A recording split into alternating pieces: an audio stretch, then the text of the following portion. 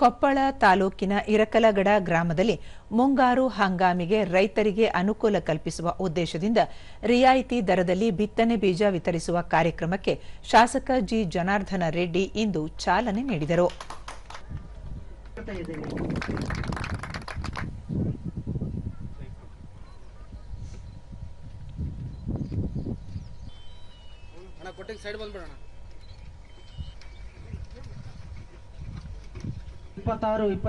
ಸಾಲಿನ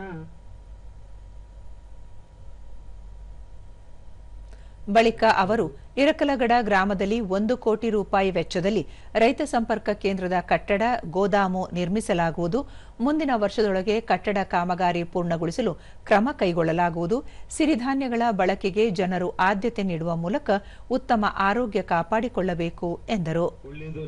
ಯೋಜನೆಗಳು ಇವತ್ತು ಪ್ರತಿಯೊಬ್ಬರಲ್ಲೂ ಕೂಡ ಬಂದಿದೆ. ಅಂತಂದ್ರೆ ಇಡೀ ಕರ್ನಾಟಕ ರಾಜ್ಯದಲ್ಲಿ ಇರಕಲಗಡ ಎರಡನೇ ಒಂದು ರಾಜ್ಯ ಇವತ್ತು ನಮ್ಮ ರೈತರ ಒಂದು ಸಂಪರ್ಕ ಕೇಂದ್ರ ಅಂತಂದ್ರೆ ನಾವು ಹೆಮ್ಮೆ ಪಡುವಂತ ವಿಚಾರ. ದೂರದರ್ಶನದೊಂದಿಗೆ ರೈತ ಬಸಪ್ಪ ಅಯ್ಯಪ್ಪ ಇರಕಲಗಡ ಗ್ರಾಮದಲ್ಲಿ ಅತಿ ಹೆಚ್ಚು ಸಿರಿಧಾನ್ಯವನ್ನು ಬೆಳೆಯಲಾಗುತ್ತಿದೆ, ಮುಂಗಾರು ಹಂಗಾಮಿಗೆ ರೈತ ಸಂಪರ್ಕ ಕೇಂದ್ರದ ಮೂಲಕ ಉತ್ತಮ ಗುಣಮಟ್ಟದ ಬೀಜ ವಿತರಿಸಲಾಗುತ್ತಿದೆ ಎಂದು ತಿಳಿಸಿದರು. ಅದರಿಂದ ಬಿಸ್ಕಿಟು ಮತ್ತು ಆಮೇಲೆ ರಾಗಿ ಬಿಸ್ಕಿಟು, ಸಜ್ಜಿ ಬಿಸ್ಕಿಟು, ನವಣಿ ಬಿಸ್ಕಿಟು, ಬಿಸಿ ಆಮೇಲೆ ಕುಕ್ಕೆ, ಇನ್ನೊಂದು ಬ್ರೆಡ್ ಎಲ್ಲವನ್ನೂ ನಾವು ಮತ್ತ ಸಿರಿಯವರಿಗೆ ಒಪ್ಪಿಸಿ. ಮತ್ತೋರ್ವ ರೈತ ನಾಗರಾಜ್ ರೈತರಿಗೆ ಅಗತ್ಯವಿರುವ ಬಿತ್ತನೆ ಬೀಜಗಳನ್ನು ರೈತ ಸಂಪರ್ಕ ಕೇಂದ್ರದ ಮೂಲಕ ವಿತರಿಸುವುದು ಉತ್ತಮ ಬೆಳವಣಿಗೆಯಾಗಿದೆ ಎಂದು ಹೇಳಿದರು. ನಾವು ಇವತ್ತು ಕಾರ್ಯಕ್ರಮ ಚೆನ್ನಾಗಿ ನಡೀತಿ. ಬೀಜದ ಆರೈಕೆ ಇರಕಲಗಡ ಆರೈಕೆದಲ್ಲಿ ಬೀಜದ ಸಮಸ್ಯೆ ಯಾವುದಿಲ್ಲ, ಎಲ್ಲಾ ತರನ ಬೀಜ ತರಿಸ್ಯಾರ, ರೈತರಿಗೆ ಅನುಕೂಲ ಮಾಡಕತ್ತಾರ. ಇಲ್ಲಿ ಏನು ಸಮಸ್ಯೆ ಇಲ್ಲ, ಬೀಜದ ಮಾತ್ರ.